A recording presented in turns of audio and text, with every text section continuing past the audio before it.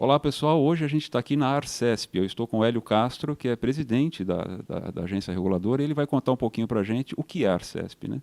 Hélio, muito obrigado por nos receber. E fala um pouquinho para a gente o que é a Arcesp, a atuação dela aqui no estado de São Paulo. Ok, é um prazer conversar com vocês. E a Arcesp é uma agência reguladora, é uma agência multissetorial. Ela regula energia e saneamento.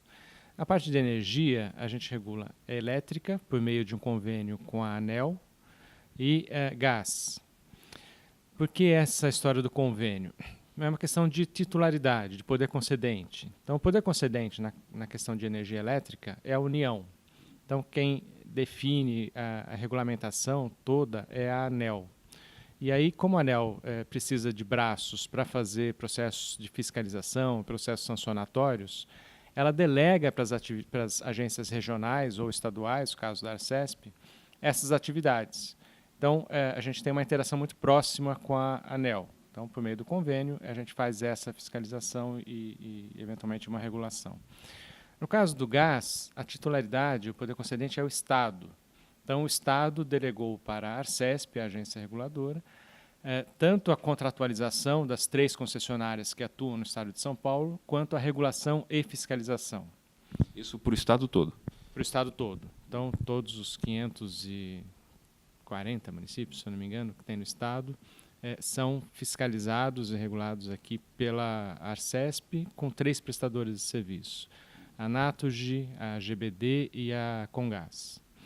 No caso do saneamento, por conta também da titularidade, o poder concedente é o município. Em regiões metropolitanas, isso está em discussão, mas seria um ente metropolitano, né? No caso do Estado de São Paulo, a PGE, a nossa Procuradoria-Geral, entende que em regiões metropolitanas a titularidade é do Estado. De qualquer forma, quem define quem será o ente regulador é o município. Então, hoje nós temos 311 municípios que escolheram, elegeram a Arcesp como seu ente regulador e fiscalizador. Então, a gente faz tanto a fiscalização técnica de visitas ou fiscalizações remotas por meio dos indicadores que estão previstos nos contratos, quanto a regulação econômica e financeira. Então, a gente define a tarifa para esses 311 municípios. Qual a interação de vocês com os comitês de bacia? Qual é essa relação que existe entre essas entidades? São entes diferentes.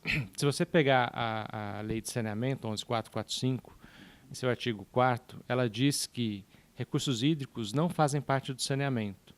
Então, a gente tem pouca interação com comitês de bacia.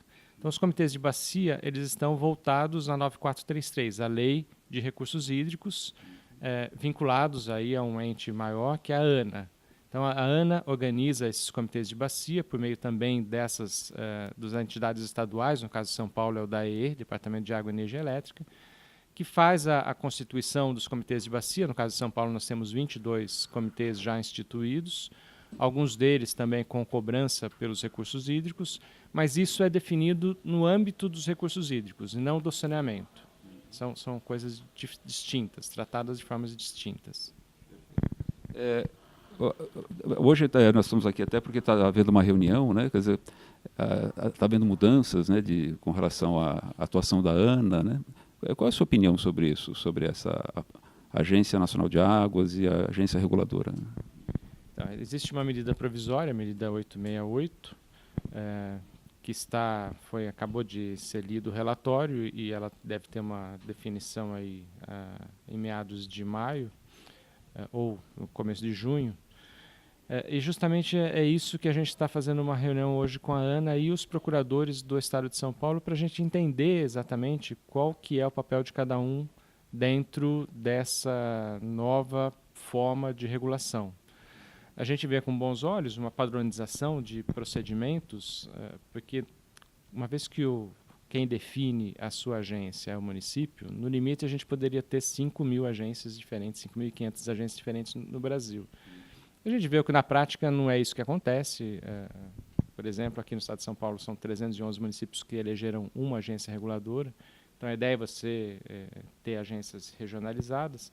Mas essa padronização de procedimentos, essas diretrizes regulatórias, elas são importantes para a gente ter algum tipo de harmonização entre os diversos entes reguladores, coisa que hoje a gente tenta fazer por meio de uma associação, da Associação Brasileira de Agências de Regulação, que é a ABAR, que eu entendo que já tem até bons frutos que podem ser utilizados nessa nova função que a ANA tende a assumir com a evolução dessa medida provisória.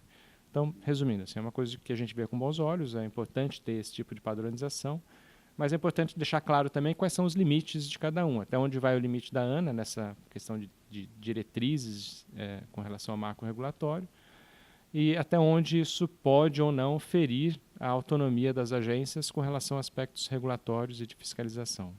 Essa reunião de hoje ela é conclusiva ou é uma discussão prévia? O que você acha?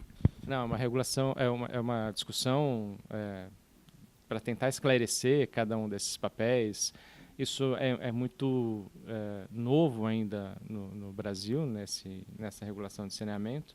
Então, a ideia é discutir um pouco com a ANA, ver quais são as ideias que ela tem com relação a isso, como é que a gente pode contribuir para esse processo evoluir de forma bastante satisfatória. E também os procuradores aqui do Estado de São Paulo têm a mesma dúvida, né? A mesma questão que é como, será que é necessário também algum tipo de alteração na lei, por exemplo, de criação da ARCESP, ou algum tipo de posicionamento diferente do Estado com relação a essa nova forma de regulação? Então, essas questões é que serão debatidas, ela não é conclusiva de forma alguma, e é muito mais para a gente tomar pé de como está tudo isso e a gente se preparar, se for o caso.